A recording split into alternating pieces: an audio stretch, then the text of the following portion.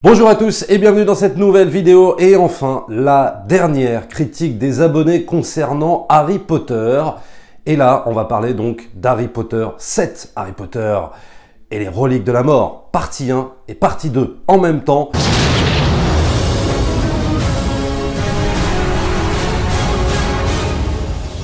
Dans la même vidéo vous avez participer, donc je vous remercie d'avoir participé comme d'habitude. J'ai pris pas toutes les critiques bien sûr parce que vous avez été quand même pas mal à publier vos critiques. J'en ai pris quelques-unes, on va évidemment les commenter. Vous allez voir ce qui en ressort, c'est que, allez, globalement, vous avez beaucoup apprécié les reliques de la mort. Il va y avoir évidemment du bémol bien sûr là-dedans et on va évidemment le citer. Prépare-toi à mourir. Alors, je commencerai par Gatsby. Gatsby qui nous dit « Le côté en cavale est plutôt bien retranscrit, même si ce n'est pas dénué de maladresse. Globalement, c'est le personnage de Ron qui en paie les frais. Il est bien moins intéressant que dans le livre, n'étant alors que le relou de service. Et je n'ai pas été très convaincu non plus par la petite danse improvisée entre Hermione et Harry qui fait un peu tâche au sein de la dramaturgie. » Alors, je m'arrête juste là-dessus. Alors évidemment, je reprécise que je ne peux pas comparer avec le livre. Je vous fais confiance par rapport à tous ceux qui ont le livre. Il n'y a pas de problème, vous inquiétez pas. Sauf que moi, je ne peux pas citer le livre puisque je ne l'ai pas lu. Voilà. Alors, juste je m'arrête là-dessus. Sur Ron, je ne suis pas vraiment d'accord. Je trouve que, au contraire, je trouve que là, le personnage pour moi gagne en épaisseur. Oui, c'est toujours un peu le relou de la bande, mais je trouve que il y gagne vraiment en dramaturgie là pour le coup. Il est moins, voilà, le mec sur le côté, un peu gaffeur, un peu la troisième, un peu la cinquième roue du carrosse. Je trouve qu'il a vraiment son importance. Et quant à la petite danse, alors là pareil, je suis pas vraiment d'accord. C'est vrai que ça pourrait paraître ridicule, mais en fait je trouve que ça le fait carrément. C'est-à-dire qu'il a réussi quand même à te mettre au milieu d'un drame, d'un teen drama, on va dire, parce que Harry Potter 7 c'est encore un peu ça, ils sont encore un peu plus ou moins adolescents. Il te met donc cette petite danse avec du Nick Cave. Nick Cave, super artiste, voilà, pour ceux qui connaissent, et il arrive à te filmer cette danse avec du Nick Cave, c'est quand même un sacré exploit, je trouve, personnellement, de la part de David Yates. Donc, si tu veux, non, moi, je suis pas vraiment d'accord. Alors, je sais que cette scène de la petite danse, elle a fait beaucoup parler. Moi, au contraire, j'ai toujours bien aimé cette séquence, alors que c'est vrai que quand elle démarre, tu te dis, oh là là, qu'est-ce qui est en train de se passer là? Alors, est-ce que c'est dans le livre ou pas? Je ne sais pas. Mais en tout cas, je trouve que, voilà, en termes de rendu, je trouve que ça rend pas mal quand même. Le film est moins porté sur l'action, l'épique, mais c'est ici la division en deux volets qui en est la cause. Dans le livre, la première partie nous présente l'errance des héros, oui, et la seconde partie, la bataille de Poudlard. Il y a un crescendo, difficile donc, avec cette division en deux films, de trouver le juste équilibre. Je veux bien te croire que dans le livre, c'est exactement ça, mais je trouve que dans le film, justement, je trouve qu'il a bien trouvé l'équilibre. Alors, évidemment, il y a une œuvre divisée en deux films, mais je trouve qu'au contraire, moi, je trouve que l'équilibre est plutôt bien préservé par rapport à ce fameux crescendo. Voilà, alors après, il faudrait peut-être que je lise le bouquin d'une traite et de voir si ça s'opère mieux, si le crescendo est bien mieux géré, mais je trouve que là, dans le film, pour le coup, je trouve que ça se tient bien, et c'est vrai que le côté personnage en cavale, c'est exactement ça, quoi, c'est vraiment ce qu'on ressent, en tout cas, évidemment, dans la première partie, qui peut un petit peu surprendre au départ, parce que c'est vrai qu'on s'attarde beaucoup sur les errances des personnages, c'est beaucoup ça, mais on exploite beaucoup, je trouve, la psychologie des personnages, au détriment de l'action, donc ça peut surprendre au départ, mais quand on revoit le film, je trouve que ça passe de mieux en mieux en fait. Là où je te rejoins, c'est par rapport à ce que tu dis sur la partie 2, on aurait pu l'appeler tout simplement la bataille de Poudlard. Le film est un peu à l'image de la troisième partie du Hobbit, c'est vrai, bien que ce soit un peu moins le bordel quand même que dans la troisième partie du Hobbit, je trouve, et elle est bien mieux gérée à mon sens par David Yates, même si j'aime beaucoup le Hobbit partie 3, mais voilà, je trouve que c'est quand même moins fouillis. Il y a de beaux morceaux de bravoure, dans l'ensemble ça fonctionne bien, les combats sont fluides,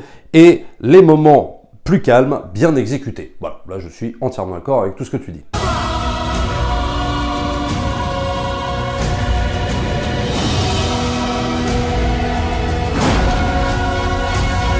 On passe à Arthur Gaudy qui nous dit Harry Potter 7, le 1, enfin Harry Potter, les reliques de la mort, première partie, est vraiment fidèle au livre à 80%, on peut pas lui reprocher grand chose, bon voilà, c'est un des meilleurs, de la tension, quelques superbes scènes, le lac, le ministère, la course dans la forêt, mort de Dobby, et oui, qui est assez emblématique quand même, première fois hors de Poudlard, c'est vrai, et ça fonctionne plutôt bien je trouve quand même, très solide film, il n'y a que la musique qui est nulle comparée aux autres, là oui, Bon, évidemment, bon, c'est Alexandre Desplat.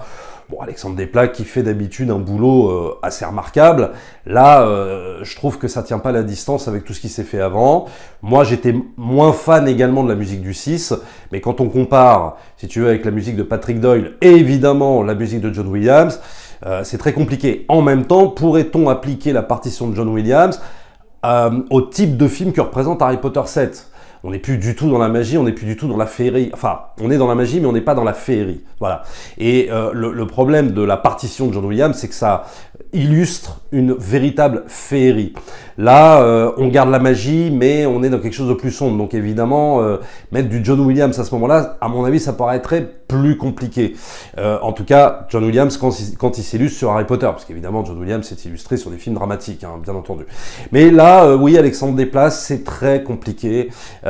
Disons que c'est une musique que tu retiens pas vraiment. Mais on peut pas reprocher un manque de magie ou des choses comme ça, c'est un road movie. Oui, on peut pas reprocher un manque de magie, c'est clair, elle est toujours là, et ça dans les deux parties. Et évidemment, oui, c'est plus un road movie sur la première partie du film.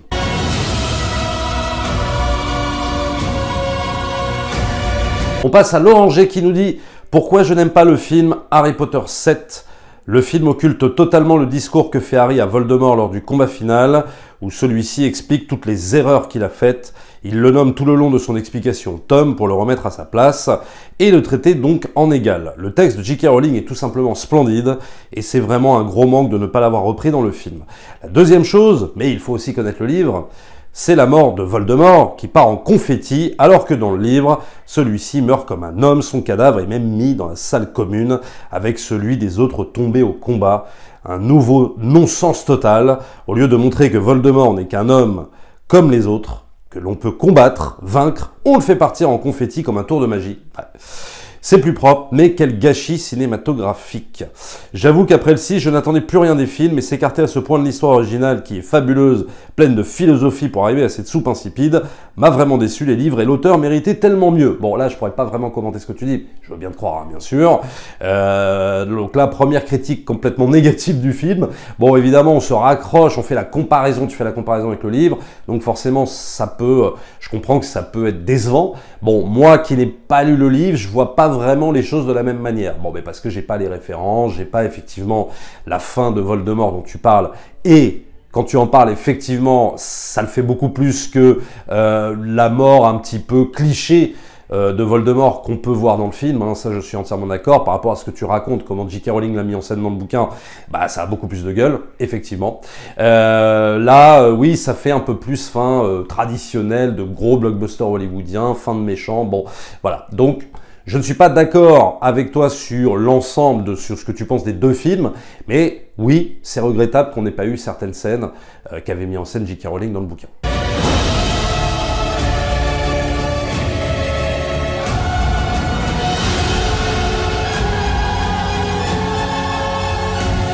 Elsa Words, alors qui nous dit « Hello Tommy, pour moi les deux derniers films sont les meilleurs de la saga. Je parle surtout du dernier parce que c'est là qu'on voit et que l'on comprend enfin Rogue. L'amour qu'éprouvait Rogue pour Lily est le plus grand et le plus fort de toute la saga. Et on se rend compte que Harry a certes survécu grâce à l'amour de sa mère, mais s'il a survécu aussi toutes ces années, c'est grâce à l'amour et à la dévotion de Rogue pour son amour perdu. » Alors là, bravo Elsa, parce que je trouve que c'est exactement ça en fait, c'est-à-dire toute la thématique de ces deux derniers opus, c'est l'amour. Tout est articulé autour de cette notion-là. Et je trouve que tu l'as très bien résumé. Et en fait, c'est la clé. C'est la clé de, peut-être même de toute la saga Harry Potter. C'est l'amour. Le Rogue, alors tu le cites, hein, Rogue, la mère de Harry, etc. Tout est articulé autour de ça. Et je trouve que c'est exactement ce qui ressort de ces deux films-là et qui finalement donne une vue d'ensemble en fait à toute la saga, donc par rapport à cette thématique de l'amour. Donc je trouve ça extrêmement bien vu de ta part.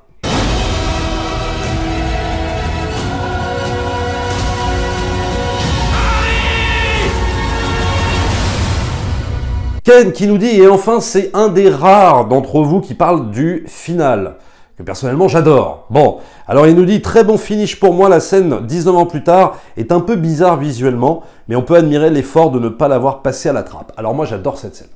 J'adore cette scène finale. Alors oui, effectivement, quand on l'a vu au cinéma, ça fait bizarre. Ça fait bizarre de voir les acteurs vieillis, un peu voilà rembourrés, etc. Et puis alors évidemment, avec des effets spéciaux. Alors là, c'est pas du de-aging, mais c'est un peu l'inverse. Là, évidemment, il est question de les vieillir. Et j'ai trouvé cette scène formidable parce que on garde les acteurs. On nous met cette scène du quai sur la gare, la transmission, Harry Potter avec son fils et tout ça, j'ai vraiment adoré, c'est plein d'émotions et la scène doit durer peut-être, je sais pas, 2-3 minutes, pas plus. Mais alors, t'as les larmes comme ça qui viennent parce que voilà, ça te rappelle tout ce que toi-même en tant que spectateur t'as enduré quand t'as vu les 7 Harry Potter et t'as clairement vécu cette aventure aux côtés des héros et vraiment cette fin, t'as pas envie que ça se termine mais en même temps tu dis ouais, il faut bien cette fin et il faut bien cette transmission en fait. Et je trouve que David Yates a absolument capté en fait toute l'émotion qu'il fallait retranscrire et vraiment je trouve ce final fabuleux. Voilà, je suis désolé mais il y en a plein qui ont été choqués, j'ai lu aussi dans d'autres commentaires ah non la fin est ratée etc machin. Moi je trouve absolument pas, moi je trouve qu'elle est fabuleuse cette fin et vraiment des fois je m'amuse même à revoir la deuxième partie rien que pour voilà ces 3 minutes de la fin parce que vraiment je trouve ça extrêmement réussi. Moi seul peux vivre à jamais.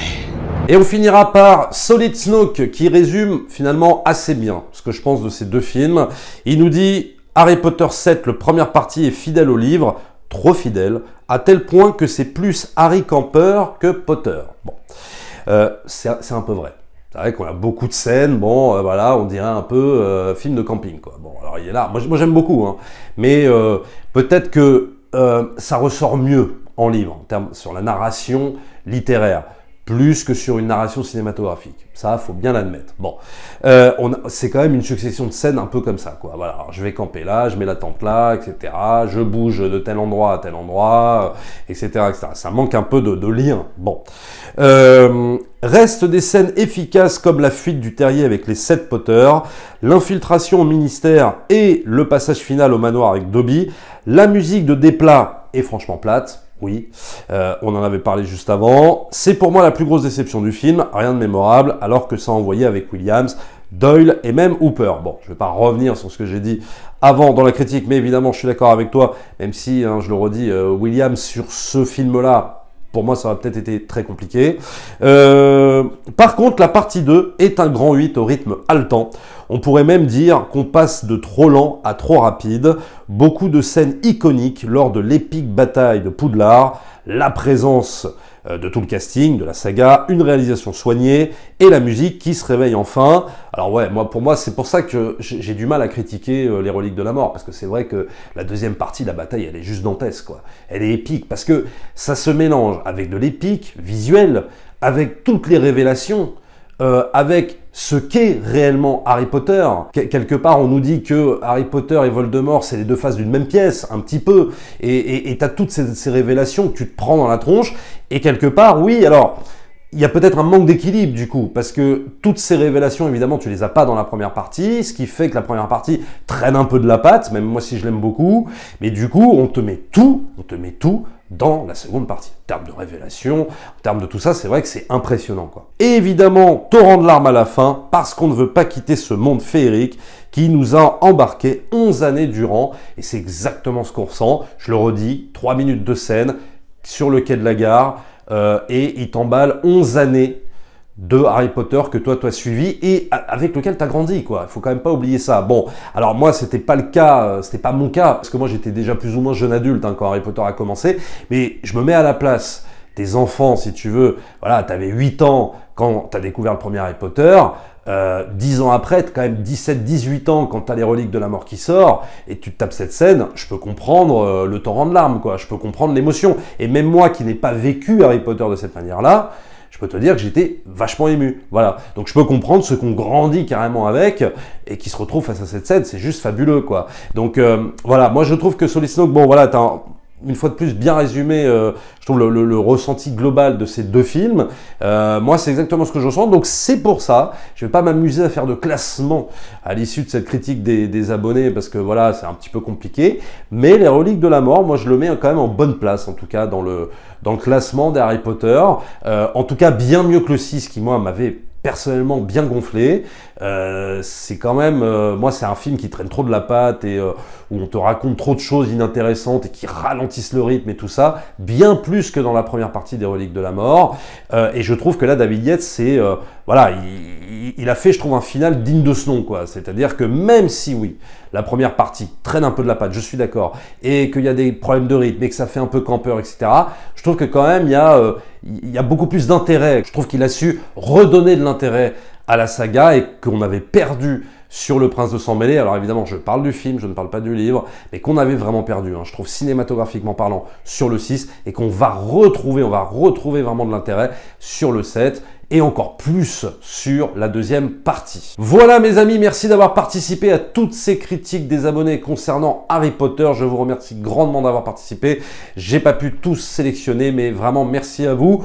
On en refera, évidemment, peut-être sur des films ou sur d'autres sagas, parce que ça manque pas évidemment, les sagas hollywoodiennes. On pourrait faire d'autres critiques des abonnés. D'ailleurs, si vous avez des suggestions, n'hésitez pas à me le dire dans les commentaires, je lirai ça avec grande attention. Abonnez-vous à la chaîne, likez, partagez comme d'habitude, et nous on se retrouve très très vite pour une prochaine vidéo. Ciao!